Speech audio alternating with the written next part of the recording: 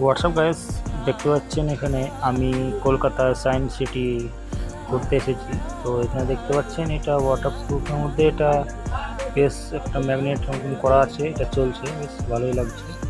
তো দেখতে পাচ্ছেন এখানে আমি ঘুরতে এসেছি বেশ। আর আপনারা ভিডিওটা দেখতে থাকুন।